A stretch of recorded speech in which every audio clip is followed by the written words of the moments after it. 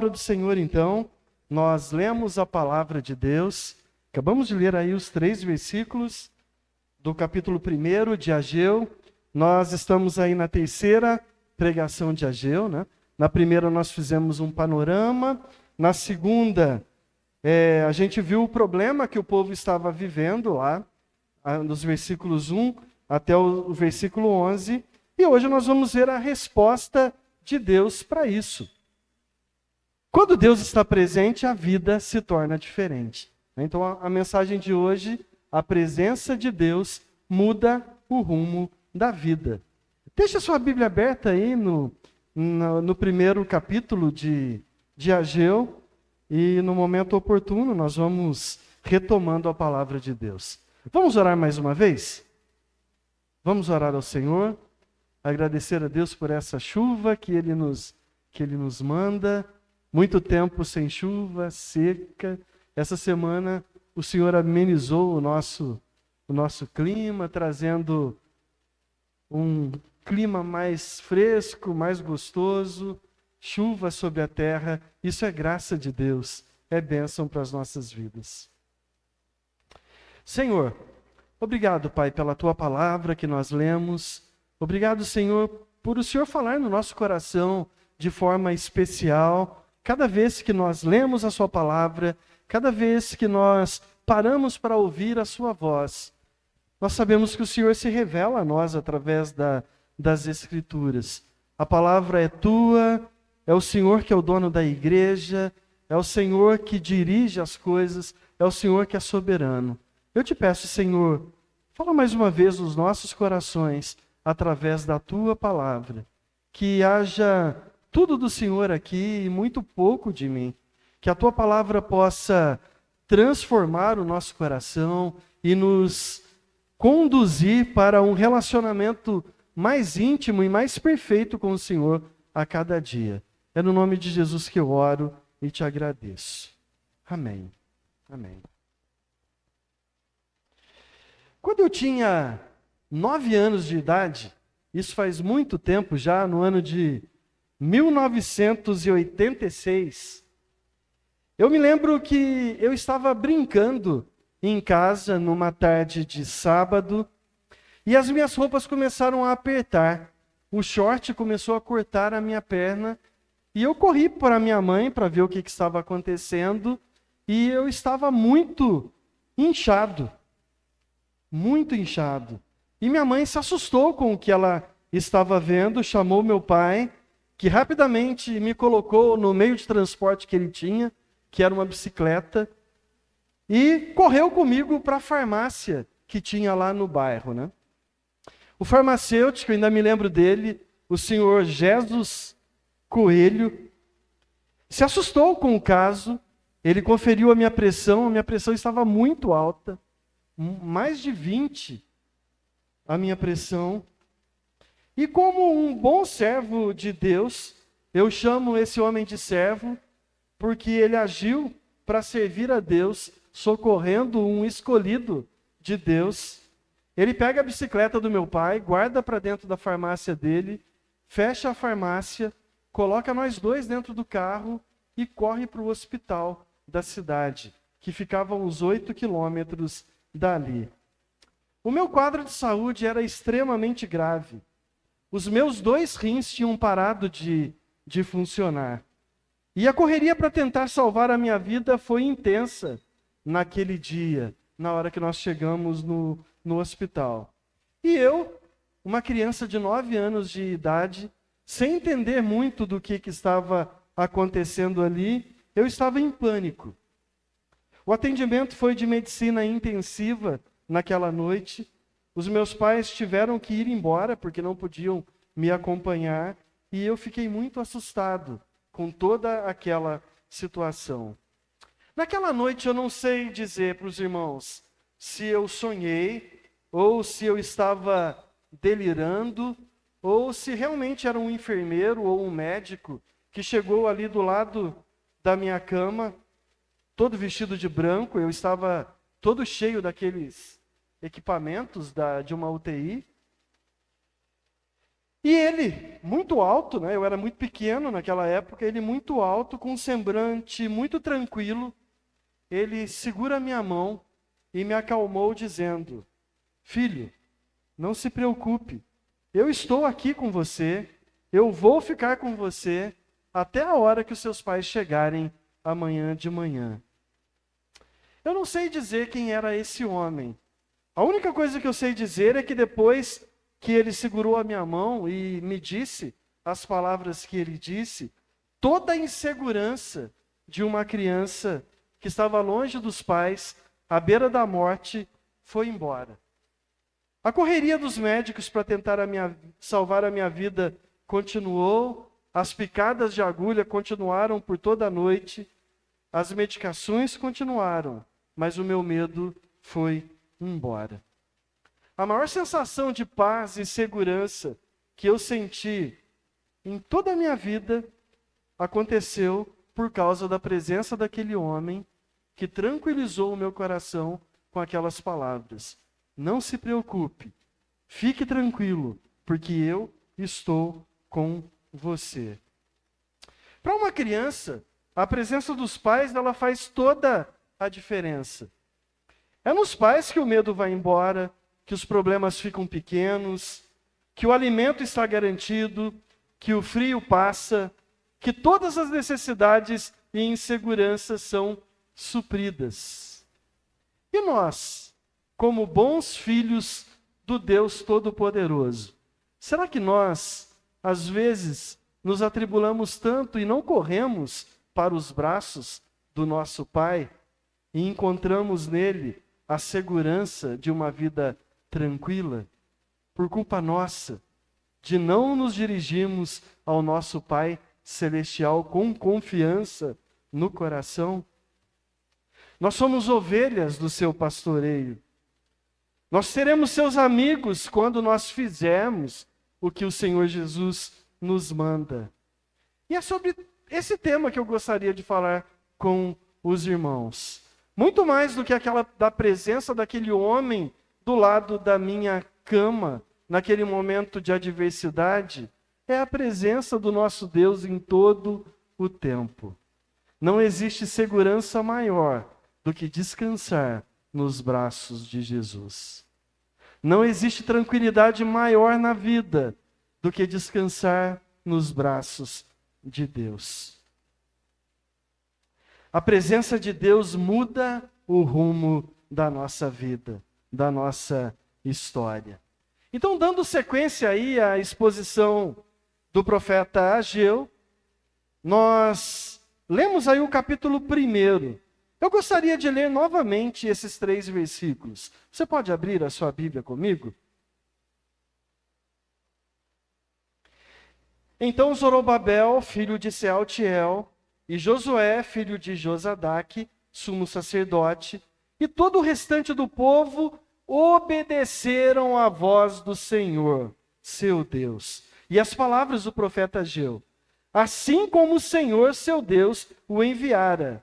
E temeu o povo diante do Senhor. Então Ageu, o mensageiro do Senhor, falou ao povo, conforme a mensagem do Senhor, dizendo: eu sou convosco, diz o Senhor. E o Senhor suscitou o espírito de Zorobabel, filho de Sealtiel, governador de Judá, e o espírito de Josué, filho de Josadaque, o sumo sacerdote, e o espírito de todo o restante do povo, e eles vieram e fizeram a obra na casa do Senhor dos Exércitos, o seu Deus. Ao 24º dia do 6º mês, no 2º ano do rei Dario. A resposta da pregação de Ageu foi muito rápida. Foi muito rápida. Quem me dera poder presenciar isso com o povo de Deus. Em tempo de a palavra de Deus ser advertida num domingo e durante a semana nós conseguimos ver o povo se mobilizando para ouvir a voz de Deus e colocar a mensagem de Deus em prática. O impacto da profecia de Ageu foi tão grande que todo o povo, unanimemente, retomou o trabalho do templo. começando pelo governador da cidade, pelo sumo sacerdote, pela liderança política, pela liderança religiosa do povo, e todo o povo abandonou o que estava fazendo e começou e retomou a construção do templo. Tudo isso não foi creditado a Ageu. Não foi por causa de Ageu que o povo retomou. A palavra de Deus nos deixa claro que eles temeram a presença do Senhor no meio do povo e obedeceram à voz de Deus e retomaram o trabalho. Meus irmãos, quando Deus está presente, não existe nada que não saia de seu estado de paralisia e se movimente. Quando Deus está presente, as coisas se mudam. Quando Deus está presente na minha vida se torna diferente. Encontrar-se com Jesus faz a nossa vida ser diferente. Eu não vejo ninguém que teve um verdadeiro encontro com Jesus e permaneceu do jeito que ele era. A palavra de Deus, o Senhor Jesus presente no nosso coração, ele traz mudança na nossa vida. Mudança no nosso comportamento, mudança no nosso jeito de agir, mudança na nossa forma de pensar, mudança na nossa forma de ver o mundo. Porque nós deixamos de ver o mundo com a lente do mundo e passamos a olhar o mundo com a lente do Evangelho. E o Evangelho transforma as coisas. O paralítico que foi levado à presença de Jesus, que desceu por aquelas cordas do telhado, que nós já refletimos sobre esse texto há algum tempo atrás, que saiu andando e carregou a sua cama, porque teve um encontro com Jesus. E além de ser curado, ele foi salvo por Jesus. No caminho para o sepultamento, o filho da viúva de Naim, que estava caminhando para o enterro, quando se deparou com Jesus, ele levanta daquele caixão e segue a sua mãe e o seu povo de volta, completamente vivo, porque teve um encontro verdadeiro com Jesus. Então não existe nenhum encontro com Deus que não traga mudança de vida. O maior problema que acontece com as pessoas é que elas procuram a Deus para obterem benefícios próprios. E não querem um compromisso verdadeiro com Deus. Diferente do paralítico citado há pouco, que foi salvo por Jesus, porque a Bíblia nos diz isso, nós temos um outro evento que aconteceu com 10 leprosos que foram curados por Jesus. E apenas um voltou e teve um encontro verdadeiro com Jesus, enquanto os outros 9 viraram as costas, ficaram felizes com a cura, mas não receberam a verdadeira cura, que é a cura do seu pecado, o seu relacionamento transformado e a sua religação com Deus. Isso eles não tiveram. Não há problema algum em ser abençoado por Deus e gostar daquilo que o Senhor nos dá. O problema é amar mais aquilo que Deus nos dá do que amar ao próprio Deus. Nós precisamos amar o nosso Deus muito mais do que as coisas que o nosso Deus nos dá. O fato de ser curado, de ser abençoado, é graça de Deus. Mas é a graça comum que qualquer pessoa pode alcançar. Mas a graça comum, ela não salva. Do contrário, ela vai servir de testemunha, de condenação daqueles que não se renderam aos pés de Jesus. Apenas a graça especial, que é o encontro verdadeiro com o próprio Deus, revelado aos homens, o Senhor Jesus Cristo, que se tornou homem e viveu entre os homens e se revelou a nós, e se revelou através das Escrituras, é que tem o poder de conduzir o homem para a salvação. Olhe para o povo que nós estamos estudando, para o povo de Judá. Quantos milagres eles viram o Senhor realizar? Pão no deserto, água da rocha, mar vermelho que se abre, exército egípcio que morre afogado, reinados, profetas, cativeiro, libertação do cativeiro, um rei sírio usado por Deus para mandar o povo de volta para reconstruir a casa de Deus. E ainda por cima doa todo o material que era necessário para reconstruir o templo. Mas mesmo assim, a Bíblia chama esse povo de um povo de dura cerviz. O que é um povo de dura cerviz? É aquele povo que não se curva diante de Deus. É aquele povo que fica com o pescoço erguido, com o nariz empinado diante de Deus e não se prostra diante de Deus. Então, todas as vezes que nós não nos prostramos diante de Deus em adoração, reconhecendo o senhorio de Deus e nos firmando no nosso próprio entendimento, nós estamos nos tornando um povo de dura cerviz. Aquele povo que acha que domina sobre todas as coisas, inclusive ocupando o lugar de Deus no senhorio das suas vidas. Esse é o resultado da queda.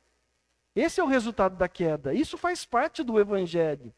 Porque o homem caiu lá no Jardim do Éden, ele se afastou de Deus, ele se julga senhor do seu próprio entendimento e vira as costas para Deus. Até que Deus, com a sua infinita graça e misericórdia, ele se faz homem, habita entre nós. Agora, o novo Adão se volta em obediência ao Pai, contrariando o velho Adão que desobedeceu ao Pai, e inaugura o reino de Deus aqui na terra. E vai além, e olha para cada um dos escolhidos de Deus, e olha para cada um de nós, e diz: eu vou pagar o preço por causa do teu pecado. Eu vou dar uma chance de vocês morarem eternamente com Deus. E ele vai, naquela cruz, ele dá a sua vida e ressuscita no terceiro dia para nos dar o direito de sermos chamados filhos de Deus. O compromisso de Deus não era com o povo. O compromisso de Deus era com a sua própria palavra, com a aliança que ele tinha feito com Abraão há muitos anos atrás. Lembra qual que foi o pecado do povo? Pelo qual Ageu estava confrontando agora? Era o pecado da acomodação e da troca de prioridades. Eles estavam deixando as suas casas bem bonitas, enquanto a casa do Senhor estava em ruínas. O povo não estava dizendo para Deus que não construiria o templo. O povo estava dizendo que ainda não tinha chegado a hora de voltarem para a reconstrução do templo. Sabe o que eu vejo aqui? Eu vejo como aquele filho rebelde, que a mãe fala: filho, vai lá, lava a louça. Qual que é a resposta do filho? Já que eu vou, mãe. Já que eu vou. E esse já que eu vou, passa. E no caso do já que eu vou do povo de Judá, demoraram 19 anos. Se uma mãe que é humana fica plenamente furiosa com essa resposta, imagina Deus que é perfeito e não tolera o pecado. É só a graça dele para não ter exterminado plenamente aquele povo. Mas Deus honra a sua palavra. Ele honra a aliança que tinha feito com Abraão. E ele volta, usa novamente um seu servo para reconduzir o povo em direção à sua salvação. Ele usa a figura do templo, como nós dissemos na semana passada, para apontar para Jesus Cristo que viria. E não para o templo de Salomão, que com todo o esforço que eles tivessem, com toda a dedicação, jamais teria a mesma glória do que o templo que tinha sido construído por Salomão. Mas o verdadeiro templo, aquele que seria edificado, aquele que seria demolido e reconstruído em 3 dias, como o próprio Senhor Jesus se referiu a ele próprio. Esse era o templo glorioso. Esse é o Senhor Jesus, que cumpriria definitivamente a promessa que Deus fez àquele povo. Ele seria a nova aliança. E é através dele que nós temos a salvação e o direito de viver eternamente com o nosso Deus. Uma outra coisa, o povo não estava reclamando que eles não tinham o que precisavam. Eles estavam reclamando que eles tinham pouco. Isso é murmuração. Isso é insatisfação. E a insatisfação é um pecado que ofende a Deus. Murmurar é o mesmo que dizer que Deus não é suficiente para as nossas vidas. Viver reclamando de tudo, que nada está bom, é dizer que Deus não está sendo suficiente na nossa vida. Olha a gravidade disso. Você tem o costume de ficar reclamando e murmurando por coisas que você não tem? Se você tem esse costume, a palavra de Deus te convida a refletir sobre essa atitude e se arrepender desse pecado. Nós temos a palavra de Deus que confronta o pecado da murmuração. O povo de Deus peregrinando pelo deserto, uma das punições que eles receberam foi por causa da murmuração, em dizer que Deus não estava sendo suficiente para eles. Então, meus irmãos, esse fato bíblico ele nos leva a refletir sobre 3 assuntos importantes. Em primeiro lugar, que o povo se arrependeu. Em segundo lugar, que depois do arrependimento do povo, Deus encoraja a esse povo.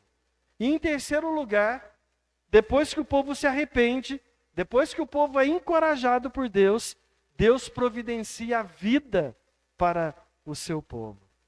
Então, a pregação dessa noite, ela vai abordar esses 3 pontos importantes: arrependimento, encorajamento e providência de Deus. Arrependimento, encorajamento e providência de Deus. Vamos lá ao primeiro ponto dessa pregação. O arrependimento do povo.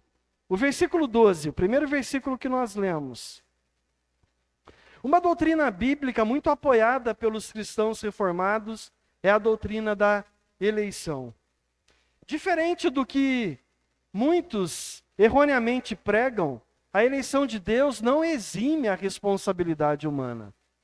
O fato de Deus ter nos escolhido nele, antes da fundação do mundo, não faz com que nós fiquemos de braços cruzados e não cumpramos diante de Deus a nossa responsabilidade. Isto é, ser eleito por Deus não tira de nós a responsabilidade que é nossa. Por exemplo, pregar o evangelho é função humana e não de Deus. Arrependimento é ação humana e não de Deus. Deus nunca se arrepende de nada que ele faz, porque ele é Deus e ele é perfeito. Só se arrepende aquele que peca, que erra. Então o arrependimento é uma ação humana, necessária e ativa na vida daquele que foi regenerado por Deus e tem a presença do Espírito Santo para nos apontar para Jesus. O Espírito Santo é quem nos santifica. É o Espírito Santo que coloca a fé no nosso coração ao ponto de nós reconhecermos o nosso pecado e nos voltarmos para Deus em arrependimento. No versículo 12, nós vemos que, liderado por Zorobabel, que era o governador de Judá, e por Josué, que era o sumo sacerdote, todo o resto do povo obedeceu à voz de Deus. Esse restante do povo, Deus faz questão de enfatizar, porque se referia ao que ele já tinha dito anteriormente através do profeta Isaías. É bem interessante quando a palavra de Deus se refere a alguns fatos que aconteceram. Inclusive, nesse momento, Isaías leva a palavra de Deus tão a sério que ele coloca esse nome no seu próprio filho. Em Isaías 7, versículo 3, mostra que o nome do filho de Isaías era Sear-Jazube, que significa literalmente um resto voltará. O nome significava muito para o judeu. A escolha do nome definia muito sobre o que estava acontecendo no nascimento daquela criança. É um fato importante. Então, Isaías, que acaba de profetizar que o povo voltaria do cativeiro, que um restante do povo voltaria, naquele momento nasce o seu filho e ele coloca exatamente esse nome no filho, Sear-Jazub, para tornar representativa a mensagem da sua pregação. Ageu e também Zacarias reconhecem, nesse pequeno grupo de judeus repatriados, o cumprimento da profecia de Isaías. Mas Deus exigia muito mais daquele povo do que simplesmente retornar para a sua terra. Deus exigia uma mudança de atitude. No entanto, o mesmo verbo no hebraico para retornar também significa arrepender. É o mesmo verbo para conversão. O que é conversão no trânsito? Você está andando numa direção, aí você faz uma conversão à direita. Você muda de direção e passa a caminhar em outro sentido. Não é isso que é conversão? Isso é arrependimento. É a mesma palavra.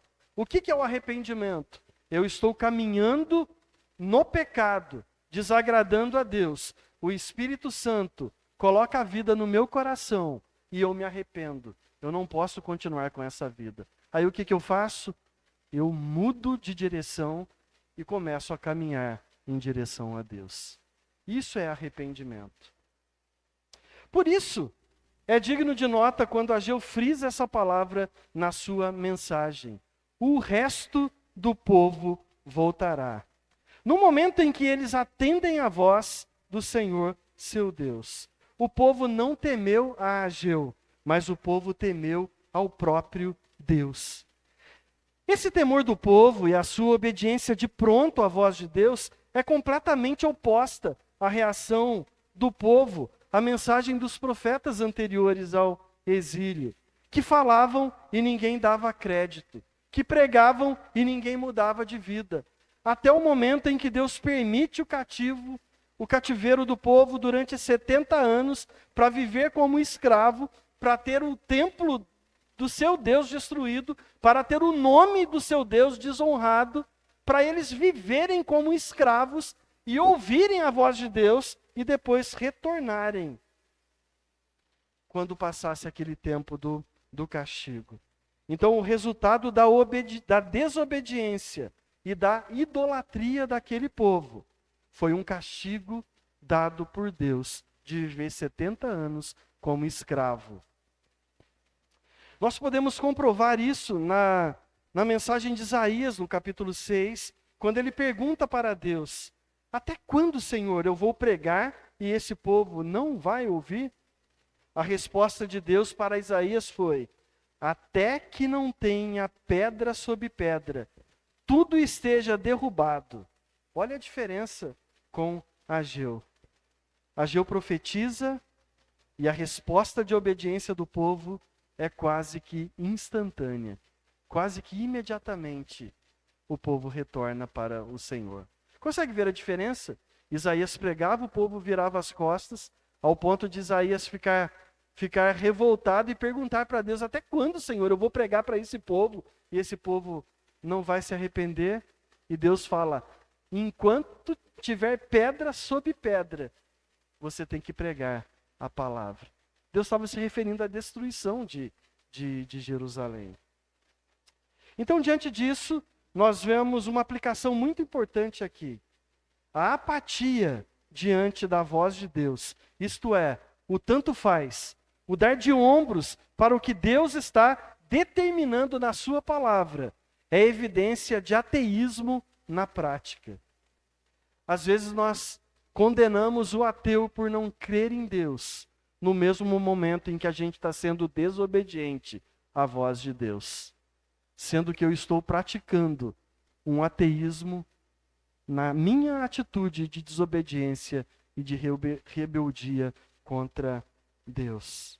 Foi exatamente o que Jesus disse, citando o profeta Isaías: Esse povo me honra com os lábios, mas o seu coração está distante de mim. Frequentar o culto aos domingos, se reunir uma vez por semana com os crentes, mas viver uma vida distante da voz de Deus é honrar ao Senhor com os lábios e ter o coração longe do Senhor. É falar de Jesus, mas ter uma vida distante dele. É ser crente na aparência, mas ateu na prática de vida. Então o Senhor nos convida a vivermos com ele verdadeiramente. Quer você coma, quer você beba, quer você faça qualquer outra coisa, faça tudo para a glória de Deus. Nesse episódio do povo de Judá, eles temeram ao Senhor, no sentido de terem sido despertados pela voz de Deus e mudar imediatamente de atitude. Em muitos eventos na pregação de Jesus, ele dizia para o povo: aquele que tem ouvidos para ouvir, ouça. Jesus estava dizendo: vocês estão em contato direto com Deus, mas não colocam em prática os meus ensinamentos. Faça o que eu estou mandando vocês fazerem. A palavra de Deus continua viva e eficaz. Deus está presente no nosso meio hoje, através da palavra dele. O que falta para nós pararmos para ouvir a voz de Deus e obedecer aquilo que o Senhor nos fala através da sua palavra? O que falta para você abandonar a sua vida de pecado e seguir a Cristo de verdade? O que falta para você honrar ao Senhor que está presente hoje? Aquele povo temeu, porque foi despertado pela voz de Deus. Hoje, nós estamos ouvindo a voz de Deus através da palavra de Deus. Abra o seu coração para ouvir a voz do Senhor e coloque em prática aquilo que o Senhor está dizendo através da sua palavra. Hoje é tempo de mudar de vida. No verso 12, nós temos dois verbos decisivos: obedecer e temer. Parecem duas coisas isoladas, mas elas estão muito interligadas, mais interligadas do que a gente pode imaginar. Obedecer sem temer é um fato muito perigoso, que aqui eu poderia comparar com atitudes de subordinação em uma empresa. Aquele que tem um chefe no trabalho, que não é um líder, isso é, apenas aquele sujeito que tem um cargo hierárquico superior ao seu, mas que não tem nenhum talento para lidar com pessoas, que está cumprindo ordens, que está pressionando as pessoas, e você só obedece o que ele manda, porque você está cumprindo aquele ditado: obedece quem manda, ou como é que é? Manda quem pode, obedece quem tem conta para pagar no final do mês. Não é? Mas será que a gente teme aquele chefe? Ou a gente faz só de medo de ser desligado ou de perder o seu salário no final do mês? Então esse é o caso. É obedecer a Deus e não temer a Deus. Isso é uma relação de tirania.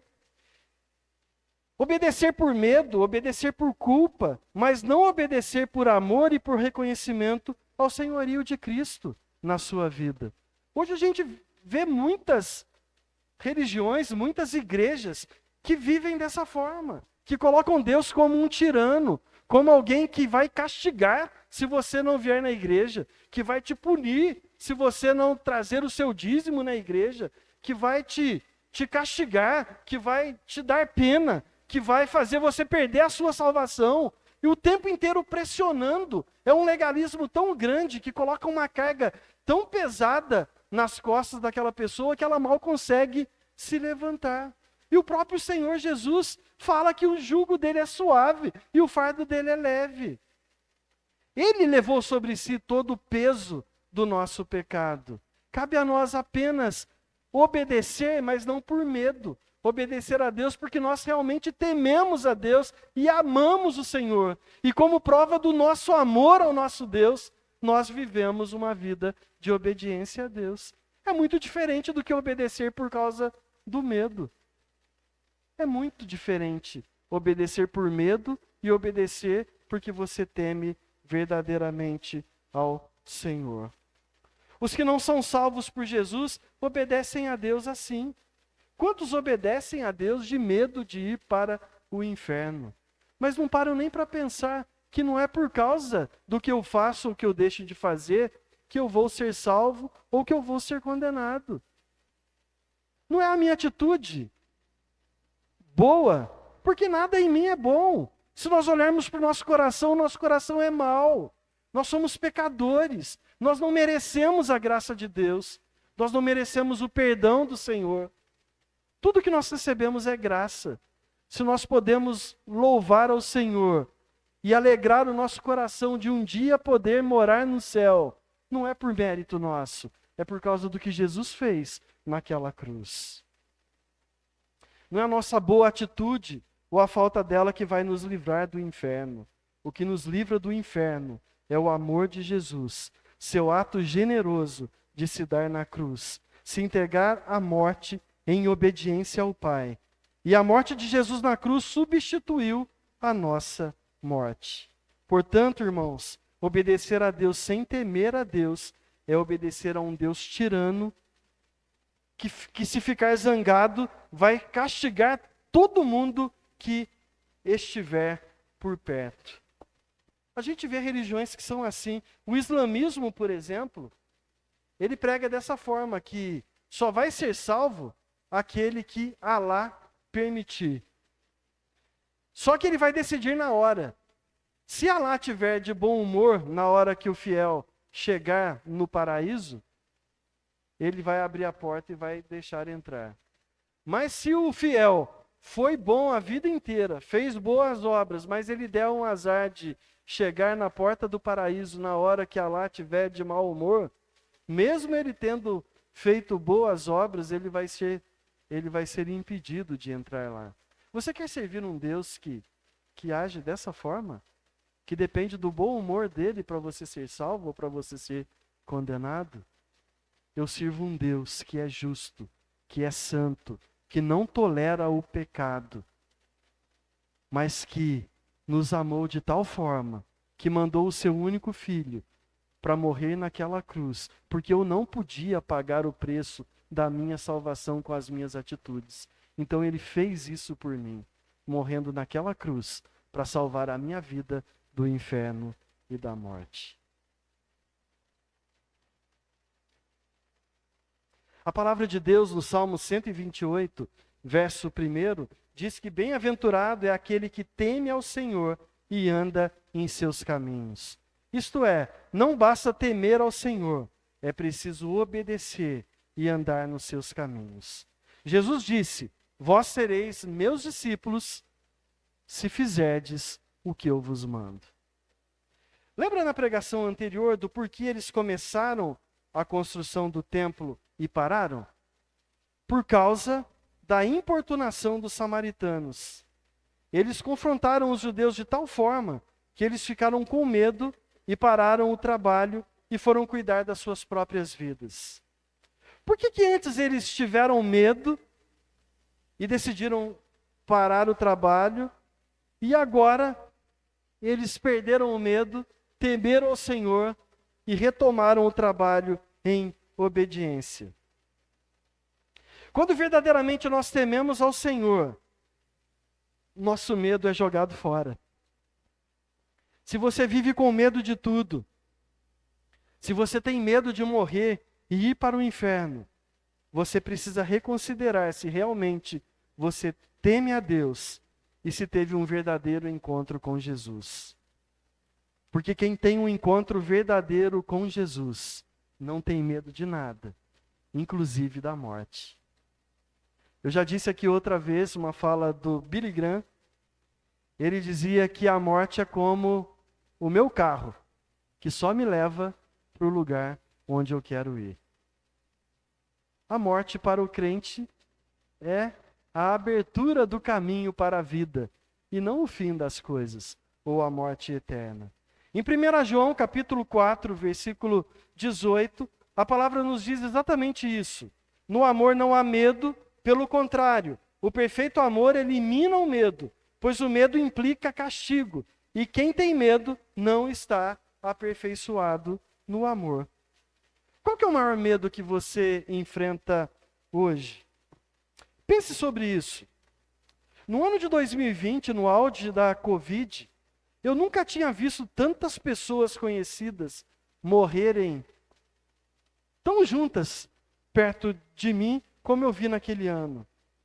E como que ficou o nosso coração diante de tudo aquilo que estava acontecendo?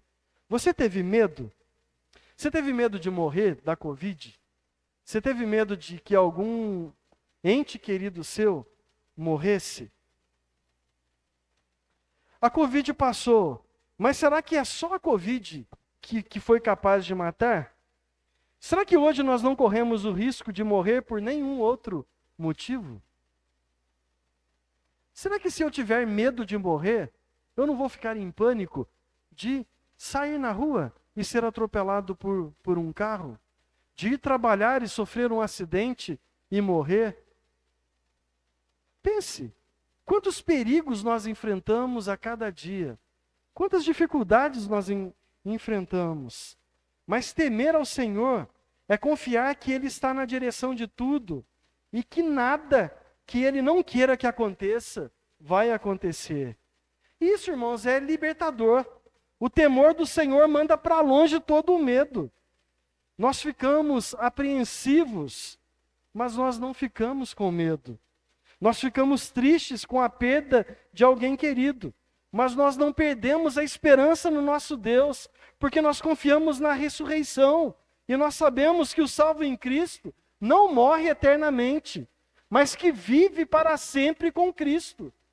Você consegue enxergar como que o temor do Senhor afasta do nosso coração todo o medo? Um outro exemplo é o medo que temos sobre o que os outros vão falar de nós. Esse é muito pior. Levar a vida preocupado com o que o outro vai dizer. Nós precisamos defender a nossa honra, a nossa reputação a qualquer custo, não é? Na cultura oriental, existem muitos casos de pessoas que tiram a própria vida porque ele teve a sua honra ferida. Isso é muito comum entre os japoneses, entre os chineses, os coreanos. Ser honrado entre os homens glorifica a Deus, mas nós não podemos ter medo de ser mal vistos pelas pessoas.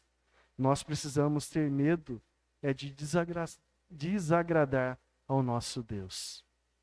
O meu primeiro medo não é o que o outro vai dizer ou o que o outro vai falar. A minha principal preocupação é olhar para a minha atitude e pensar: será que Jesus faria isso que eu estou fazendo? Será que se eu agir dessa forma, eu estarei agradando ao meu Senhor verdadeiramente? Então, meu irmão, se o que você está fazendo agrada a Deus, não se preocupe com o que as outras pessoas vão dizer. É melhor agradar a Deus do que agradar os homens. Veja que depois que vem o arrependimento, vem a reconciliação com Deus. Lembra como Deus tratou o povo no início? Lá no versículo 3, quando ele falou: este povo e não o meu povo. É o mesmo que quando você está irado com seu filho, né? Que você vai dar uma bronca, que você olha para o pai do teu filho, ou para a mãe do seu filho, e fala assim: olha aí o que o teu filho tá fazendo. Olha aí, olha o que o teu filho tá fazendo. Naquele momento de ira, você nem quer que aquele bagunceiro, arteiro, seja seu filho, né? Ele é só filho do pai, ou ele é só filho da mãe. Deus estava falando isso, né?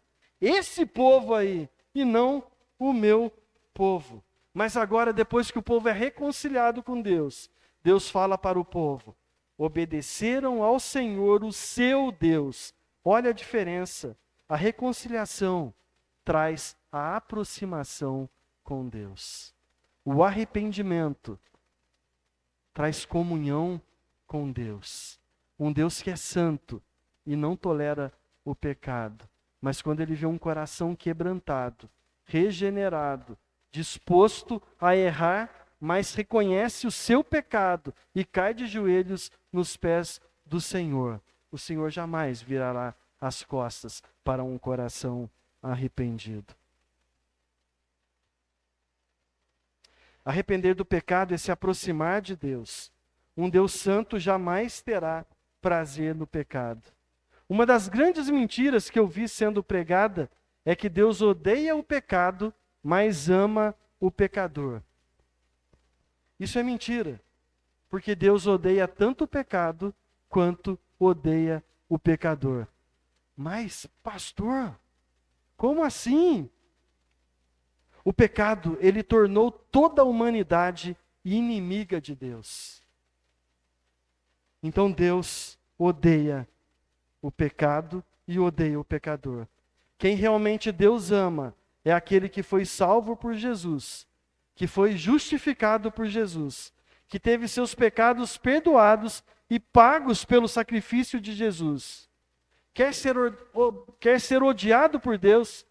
Permaneça na prática do seu pecado. Quer ser amigo de Deus? Obedeça a voz de Deus e arrependa-se hoje da sua prática de pecado. O papel da palavra de Deus é esse. A palavra nos confronta. Ela mostra o pior de nós.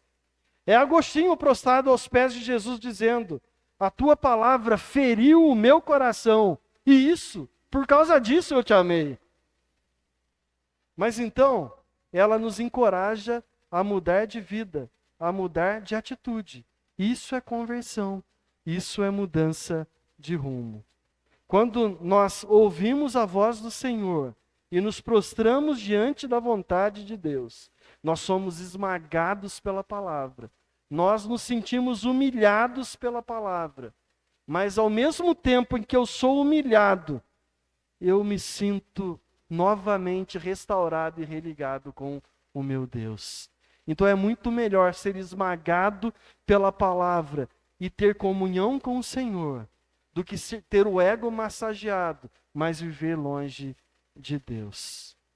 Louve ao Senhor, porque só o salvo em Cristo ouve e aprende, ouve e muda de vida, ouve e sofre intensamente por ter desagradado a Deus e quer mudar de atitude.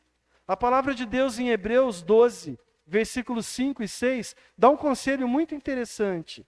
Filho meu, não desprezes a disciplina do Senhor, nem fique desanimado quando por ele você for repreendido, porque o Senhor disciplina a quem ele ama e pune a todo o que recebe como filho. Se a palavra de Deus ferir o seu coração, ame ao Senhor ainda mais, porque ele te comprou e ele te recebeu como filho. O perdido nem consegue enxergar que está no pecado, nem reconhece o seu pecado. Só o salvo em Jesus consegue ver o pecado e se arrepender dele. Então, meus irmãos, ouça a palavra de Deus e tema ao Senhor e se volte em obediência a Ele. Assim como os peregrinos eram despertados para seguir em frente pelo movimento da nuvem no deserto, que o Senhor nos desperte hoje a mudar de vida por causa da palavra dele. Então, meus irmãos, a presença de Deus muda o rumo da vida. E uma vida mudada é uma vida que busca o arrependimento. Vamos ao segundo ponto, ao encorajamento de Deus. O encorajamento de Deus. O povo se arrependeu. O arrependimento trouxe obediência. E agora Deus encoraja o povo. Veja o que Deus usa, uma expressão das mais belas e desejáveis por todos nós. Deus olha para o povo e diz: eu sou com vocês.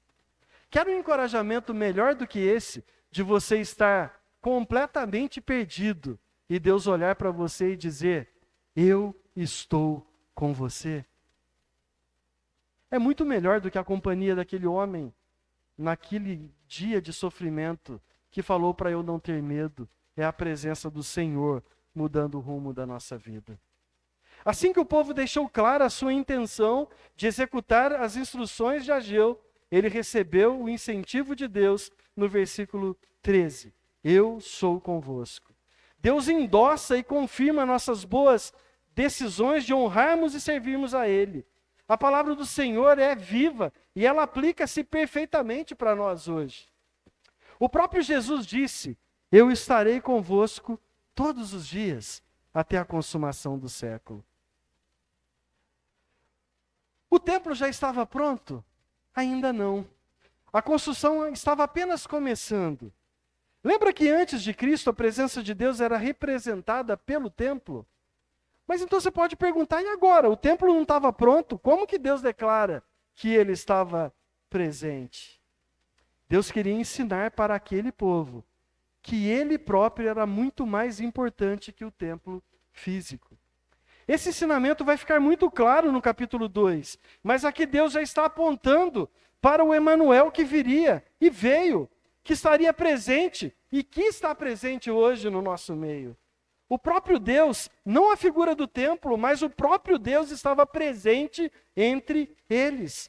Olha que privilégio, que grande bênção aquele povo recebeu. Eu estou com vocês. Toda vez que as Escrituras mostram um servo de Deus desanimado, nós vemos o Senhor falando para ele não temer, que ele estaria presente. Foi assim com Abraão, com Moisés, com os profetas, e é assim conosco hoje. Quando tudo parece estar perdido para nós, a palavra de Deus nos diz: não temas, eis que estou convosco todos os dias, até a consumação do século. Se você está em aflição, em desespero, e não está encontrando refrigério em Deus, é porque você ainda está distante da palavra de Deus.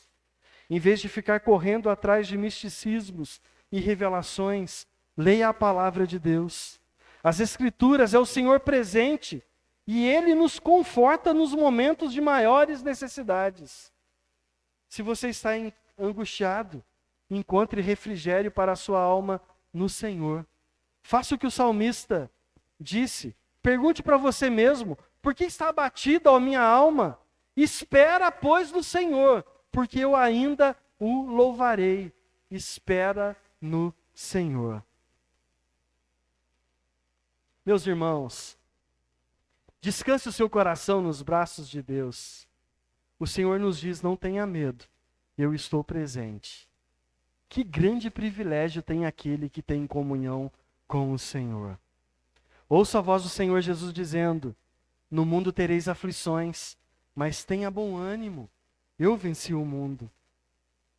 O maior desejo que o mundo tem é de ter paz, porque quando estamos em situação confortável, quando tudo está bem, quando nós estamos empregados, com as contas em dia, com dinheiro sobrando para viajar, com saúde, numa igreja boa, um louvor tocando direitinho, o pastor pregando aquela pregação gostosa de ouvir, só falando que Jesus é bom, que Ele faz tudo o que eu quero, que tudo gira em torno de mim, que a vida está tão confortável, que não falta nada. Nessa situação, eu tenho a sensação e proclamo que agora eu estou em paz. Mas será que essa é a verdadeira paz? Será que ter Deus presente é ser livre de aflições? Será que ter Deus presente é ter paz comigo mesmo? Não. Jesus disse: deixo-vos a paz minha paz vos dou. E não dou a minha paz como o mundo a dá, então não perturbe o seu coração. Em outro texto, a palavra de Deus diz: sendo, pois, justificados por Deus, temos paz com Deus, não paz conosco mesmo, mas com Deus. A paz não é estar livre de problemas, a paz é estar livre do pecado e da morte. Paulo disse que com todas as letras: eu sei passar fome, eu sei passar por dificuldades, eu passei por naufrágios, mas eu posso todas essas coisas naquele que me fortalece. Ele poderia passar por dificuldades, poderia passar por naufrágio, por fome, por perigo, por espada, por todas as aflições que ele passou. E aí ele declara isso no final: eu posso todas as coisas naquele que me fortalece. Porque a nossa paz não está nas coisas desse mundo. A nossa paz é ter segurança que Jesus pagou o preço pelo nosso pecado. E o pecado não nos condena mais. Essa é a paz que eu tenho que ter no meu coração. Que se eu morrer nessa noite, o pecado não vai me condenar e eu vou morar eternamente com Jesus. Essa é a grande paz que nós temos no nosso coração. Deus está presente, mas nosso alvo não são os confortos desse mundo. Nosso alvo é o céu. Se regozije no Senhor, se alegre no Senhor, porque o Senhor está presente. Ele é a nossa paz. É Ele quem nos encoraja a prosseguir. Não temas, eu estou contigo, diz o Senhor. Então, depois de se arrepender, depois de ser encorajado por Deus, agora é hora de nós irmos para o último ponto. Ver o agir de Deus. Arrependimento, encorajamento de Deus e agora o mover de Deus.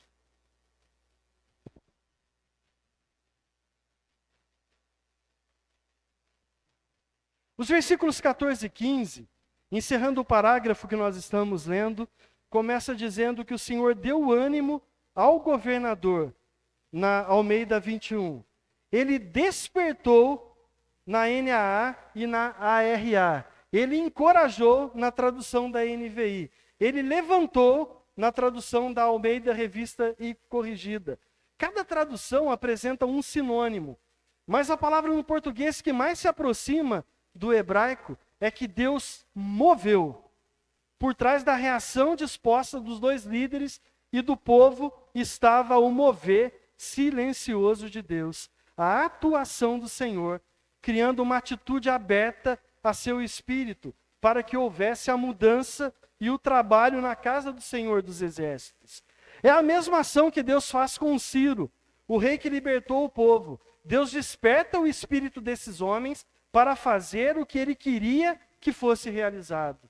Então, o homem deixar o seu pecado e se voltar para Deus só pode acontecer por causa do mover de Deus. É o Espírito Santo que coloca a vida no nosso coração e nos faz voltar para Deus. O apóstolo Paulo em Efésios fala que nós estávamos mortos nos nossos delitos e pecado. E como que um morto pode procurar ao Senhor? Como um morto pode se voltar para Deus se não for pelo Espírito Santo?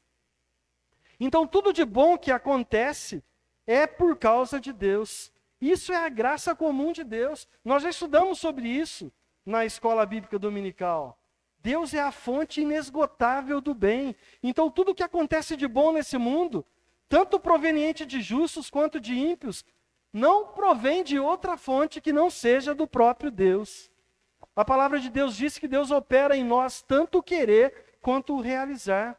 O homem caído pelo pecado não tem nada de bom em si mesmo.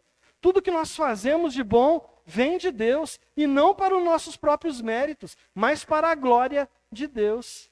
Então se alegre no Senhor quando coisas boas acontecem, porque coisas boas só podem acontecer porque elas vêm do próprio Deus. Deus não é o autor do mal, mas Ele pode até usar o mal para prover o bem daquele que Ele ama e para fazer aquilo que Ele quer fazer. Isso aconteceu na vida de José, por exemplo. Então esse texto, ele termina dando a data dos acontecimentos. 23 dias depois da primeira profecia de Ageu, o povo muda de atitude. 23 dias é o tempo entre o início da pregação de Ageu e o retorno à reconstrução do templo. Rápido, não? Quando Deus fala, 23 dias depois, o povo estava obedecendo a voz de Deus. Um comentarista bíblico que eu li, ele disse que esse tempo de 23 dias foi o tempo necessário para eles terminarem a colheita dos frutos que já estavam no período da safra, daquilo que eles tinham plantado. 23 dias foi o tempo da colheita concluída, então todo homem capaz pôde trabalhar na reconstrução do templo. Essa foi a afirmação do autor. Como que nós somos rebeldes? Como somos parecidos com o povo de Israel? Como somos um povo de dura cerviz? Um povo que não se curva diante de Deus, que acha que pode tudo, que acha que manda na própria vida, que decide tudo o que quer, o que faz. Nós somos um povo que acha que quem sustenta a nossa casa é o salário que nós recebemos do nosso trabalho. Como nós somos miseráveis em pensar assim. Porque se Deus agir, quem pode impedir? Ninguém pode intervir no mover de Deus. Agindo Deus, quem pode impedir? A graça salvadora é irresistível ao homem. Olha para Paulo no caminho para Damasco, um perseguidor da igreja, em uma missão oficial para matar os cristãos. Da mesma forma que mataram Estevão, agora está cego e caído no chão. E não teve outra alternativa que aceitar o mover de Deus. Então, meus irmãos, a palavra de Deus nos diz para pararmos de resistir. Quanto mais resistência, mais sofrimento. Porque Deus vai fazer o que Ele quer fazer, independente da nossa vontade. Ninguém pode agir, ninguém pode impedir o agir de Deus. Reflita sobre isso. Olhe o que você está sendo resistente e se prostre nos pés de Jesus e ouça a voz de Deus.